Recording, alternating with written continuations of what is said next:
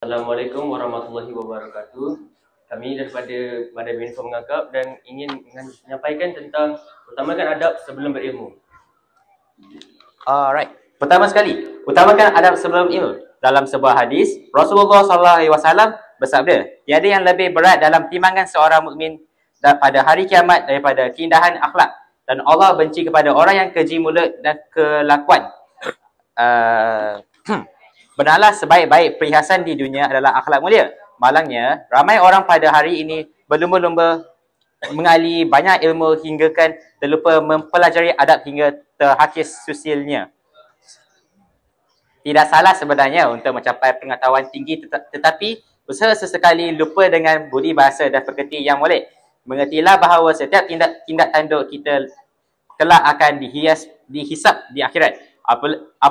Apalah gunanya ilmu yang tinggi tetapi tidak tata susila, sedangkan itulah yang memberatkan timbangan amalan yang kita nanti. Dalam Islam, kita sebenarnya diajar untuk mengutamakan adab diikuti dengan ilmu, malah sesiapa yang memiliki kedua-duanya seiring ia umpama satu bonus. Justru, mengapa kita digalakkan untuk mendahulukan kesantunan tersebut sebelum mendalami ilmu? Benarkah akhlak penetap nasib kita di akhirat kelak? Menurut Ketua Program Sarjana Muda Bahasa Arab dan Kesusasteraan Islam, Fakulti Pengajian Bahasa Utama Universiti Sains Islam Malaysia, Dr. Khairul Ashraf Muhammad Nazir, adab memainkan peranan utama sebelum menggali ilmu, sebagaimana digambarkan oleh Nabi Muhammad SAW kepada para sahabat. Ini kerana katanya, bukan semua orang yang berilmu itu beradab, tetapi mereka yang berakhlak pasti mempunyai ilmu. Ilmu pada hari ini sudah terlalu banyak. Boleh didapati bermula dari prasekolah hinggalah ke institusi pengajian tinggi. Ramai yang berjaya menuntut ilmu tetapi tidak semuanya sempurna dari segi budi pekerti.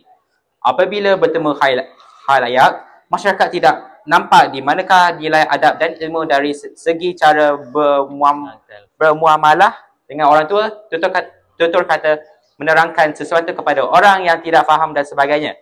Katakannya ketika dihubung sinar Islam baru-baru ini.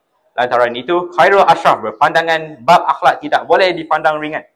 Andai adab disulami ilmu, ujarnya ia akan berbentuk sisi peribadi yang sangat hebat dan menjadi contoh teladan kepada orang lain.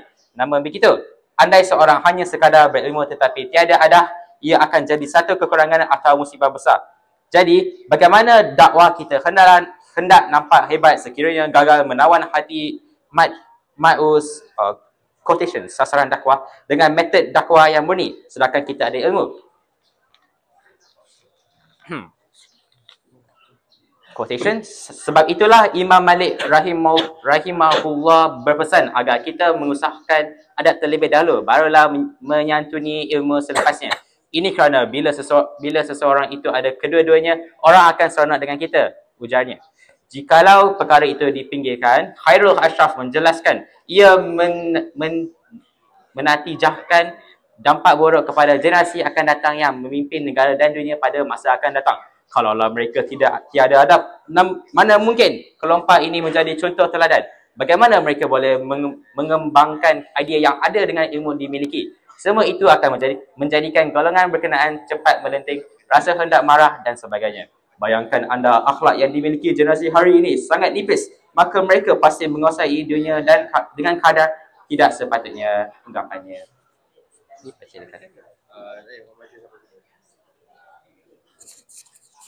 Oh, patutnya saya punya cikgu. Okay. Mana? Baca ni. Sampai katanya. Kita dengar. Tepung versus garam. Tidak hairanlah katanya mengapa anak-anak pada hari ini mula kurang beradab dengan ibu bapa mereka. Ingatlah, guru pertama yang mengajar adab kepada anak-anak ialah ibu bapa. Sejak dilahirkan, kita diajar dengan budi pekerti begini dan begitu. Mereka bertambah kesusilaan apabila disulami dengan ilmu di sekolah. Begitupun andai orang tua lebih mementingkan pekerjaan dan terlalu banyak meletakkan nilai-nilai ilmu, maka nilai adab itu sendiri akan tercicir, katanya. Okey, jadi ada tujuh adab murid perlu tahu terhadap guru yang kita kena tahu. Okey, yang pertama, kita kenalah bagi salam kat guru. Contoh, kalau cikgu jalan-jalan, kita pun terserempak dengan cikgu. Bagilah salam. Janganlah sombong sangat. Okey. Yang kedua, janganlah banyak bercakap masa cikgu tengah ajar. Ketika guru sedang mengajar di hadapan, kita sebagai murid, kenalah elak bercakap dengan rakan sebelah. Ini cikgu tengah ajar depan, sibuk nak cerita pasal makan apa semalam kan. Aduh. Okey, yang ketiga, jangan bercakap masa cikgu tak tanya. Ketika dalam proses pengajaran, murid seharusnya bercakap apabila perlu sahaja. Jangan bercakap masa cikgu tengah ajar.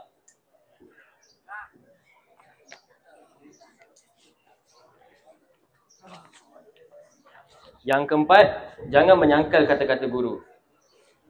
Adab yang perlu dititik beratkan oleh murid yang seterusnya ialah jangan sesekali menyangkal kata-kata guru. Hal ini demikian kerana apabila kita sebagai murid membantah nasihat dan teguran guru, kita telah mencurah segala ilmunya. Dia macam ibarat kita cakap balik kata-kata lawan ibu bapa kan. Okey, yang kelima, elak berbisik di hadapan guru. Cikgu kat depan, jangan borak-borak, jangan bisik-bisik. Macam orang kata kan, bisik-bisik dia orang, ada orang ketiga. Okey, yang keenam, jangan berburuk sangka kepada guru. Di samping itu, antara adab yang perlu diamalkan oleh seorang murid terhadap guru ialah jangan pernah berburuk sangka kepada guru. Hal ini demikian kerana sikap itu tidak perlu ada dalam diri seorang murid kerana murid tidak berhak menilai dan menghukum setiap perlakuan gurunya. Okey, yang terakhir, berdiri apabila guru bangun. Adab yang perlu dipraktikkan oleh murid seterusnya ialah berdiri apabila guru bangun. Hal ini demikian kerana kedudukan seorang guru itu sangat tinggi di sisi Allah. Maka bagi seorang murid yang beradab, kita perlulah berdiri ketika guru berjalan masuk dan keluar kelas. Contohnya, jika kita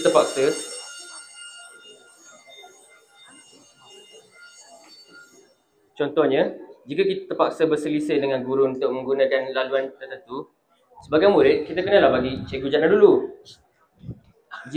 Jika dilihat pada zaman sekarang, ada segelintir murid seolah-olah tidak kisah perihal bangun menghormati guru masuk dan keluar kelas.